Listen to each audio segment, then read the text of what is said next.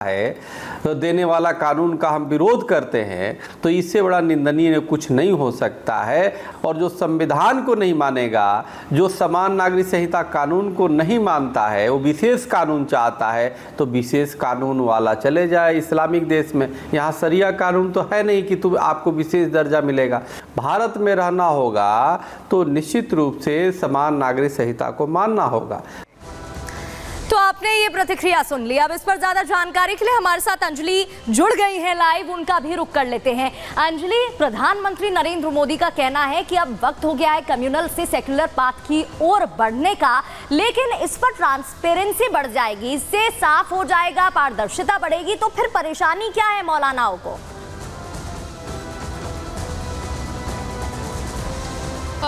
बिल्कुल, देखिए जहां एक तरफ all India Muslim personal law board इस बात का जिक्र कर रहा है कि आर्टिकल 25 हमें इजाज़त देता है धर्म को मानने की और कानून का पालन करने की, तो दूसरी तरफ संविधान का अनुच्छेद 44 जिसमें ये जिक्र है समान नागरिक संहिता का, और इसी का जिक्र शायद पीएम नरेंद्र मोदी ने भी अपनी बातों में किया है कि सेक्युलर कोड की ओर बढ़ना चाहिए। अब ये समय आ गया है, क्योंकि जब ये देखा जाता है कि अलग अलग धर्मों में अलग अलग पर्सनल लॉ बोर्ड है, तो जब भी कोई मामला होता है, सिविल मामला, चाहे वो शादी, तलाक, यहाँ पर प्रॉपर्टी, इस तरह के जो मामले होते हैं उसके लिए लोग पर्सनल लॉ बोर्ड की ओर ही जाते हैं।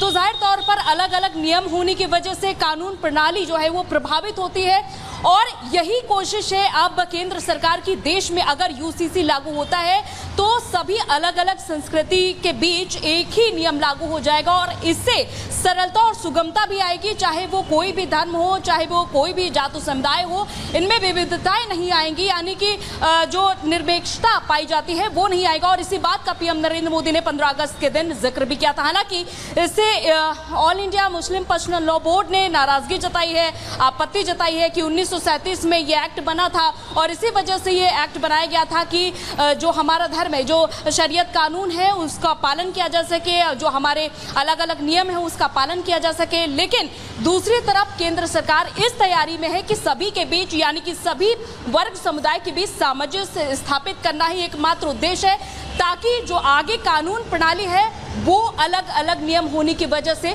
प्रभावित ना हो सके। Back to studio. बिल्कुल अंजलि, और इस वजह से ये मांग भी की जा रही है और अलग अलग बातें भी कही जा रही हैं। बने रहिएगा, लौटेंगे आपके पास। आपको हमने बताया कि क्या कुछ प्रतिक्रिया पूरे मामले में अब तक सामने आई है, क्या प्रधानमंत्री नरेंद्र मोदी ने क्या कहा है और क्या अब AIMPLB की तरफ से कहा जा रहा है। लेकिन भारत की बात करें तो यूसीसी कहां कहां लागू है और कहां कहां फॉलो की जाती है यूनियन सिविल कोड। उत्तराखंड में यूसीसी लागू है, हाल ही में लागू हुई थी। इसके अलावा यूनिफॉर्म सिविल कोड गोवा में भी है और बहुत लंबे समय से 1964 से ही गोवा में यूनिफॉर्म सिविल कोड फॉलो किया जाता है और वही लागू भी है। तो देखिए, भारत के अलग अलग जगहों पर अब बात कही जा रही है इसे अपनाने की, उसमें उत्तर प्रदेश भी शामिल है, और जहां विरोध हो रहा है ऐसे भी कई राज्य हैं, चाहे बात कर्नाटक की हो, वेस्ट बंगाल की हो, और वहां पर कहा जा रहा है कि इसको लागू ना किया जाए। वो बयान भी हम आपको सुना रहे थे जो मौलाना की तरफ से आए हैं, वो भी आपको सुनवाएंगे, और जो साधु संतों ने कहा वो आपको बता रहे थे। इस पूरे मामले में क्या कुछ अपडेट है, ओवरऑल एक रिपोर्ट के जरिए समझिए।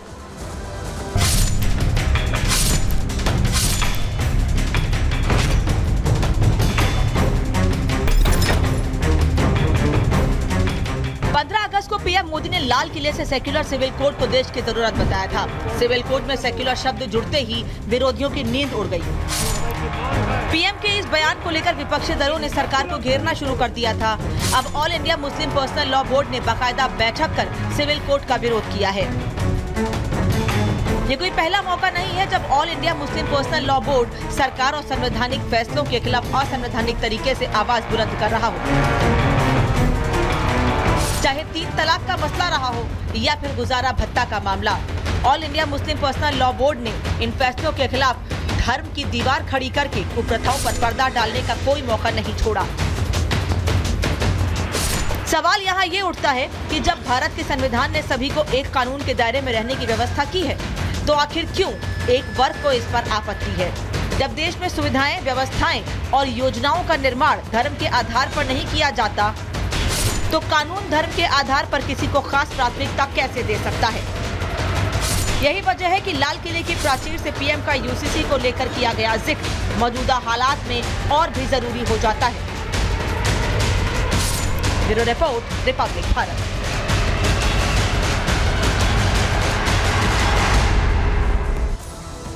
तो यूनिफॉर्म सिविल कोड पर छिड़ी बहस पर ये रिपोर्ट आप देख रहे थे। अब आपको बताते हैं यूसीसी अगर लागू होता है, जिसकी बात प्रधानमंत्री नरेंद्र मोदी कर रहे थे, तो फिर क्या बदलेगा, क्या बदलाव होगा और इसको लेकर AIMPLB की तरफ से क्यों मनाही की जा रही है। बदलाव क्या होगा, सबसे पहले वो बताते हैं। मुस्लिम में बहु विवाह की प्रथा बंद हो जाएगी, एक से ज्यादा शादी नहीं हो सकती, बहु विवाह की प्रथा बंद हो जाएगी। इसके अलावा हलाला की बात हो या इद्दत जैसी कुप्रथा पर भी रोक लग जाएगी, जिसको लेकर कई शिकायतें, कई केसेस सामने आते हैं, वो भी बंद हो जाएगा जो शरिया कानून के अनुसार फॉलो किया जाता है।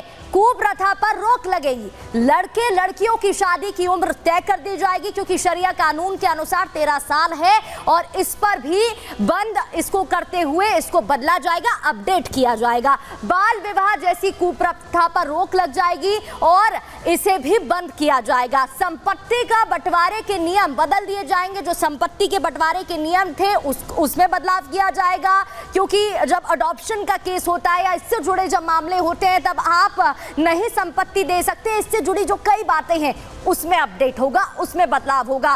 व्यक्ति वसीयत के फैसले के लिए स्वतंत्र होगा, क्योंकि अभी स्वतंत्र नहीं है। 1/3 पोर्शन आप 1/3 दे सकते हैं, 100% नहीं दे सकते। जो भी इसमें बातें हैं उनमें बदलाव किया जाएगा, चेंजेस किए जाएंगे और वो स्वतंत्र हो जाएगा। अपनी मर्जी से जो फैसला लेना चाहता है वो ले सकता है। यूसीसी के अनुसार सबके लिए समान जो कानून है, नियम है, वो लागू कर दिए जाएंगे। उत्तराधिकारी के नियम बदल दिए जाएंगे, क्योंकि अभी जो नियम है उसके अनुसार आपको कई चीजों में बैरियर लगा दिए जाते हैं, उसको खत्म कर दिया जाएगा।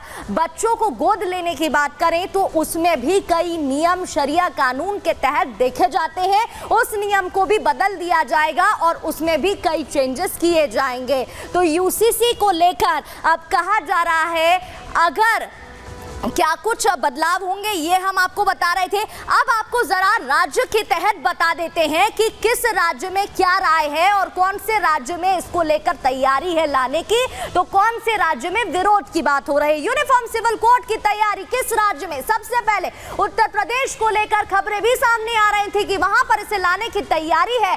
तो वहीं विरोध की बात करें तो पश्चिम बंगाल में विरोध इसका देखने को मिल रहा है, क्योंकि देखिए वहां पर अगर आप कम्युनिटी और आबादी की बात करें तो उसको लेकर भी कई बातें सामने आती हैं। गुजरात की बात करें तो वहां पर लाने की तैयारी है। इसके इतर अगर कर्नाटक की बात करें तो वहां पर बिल्कुल इसका विरोध हो रहा है और इसको अस्वीकार किया जा रहा है।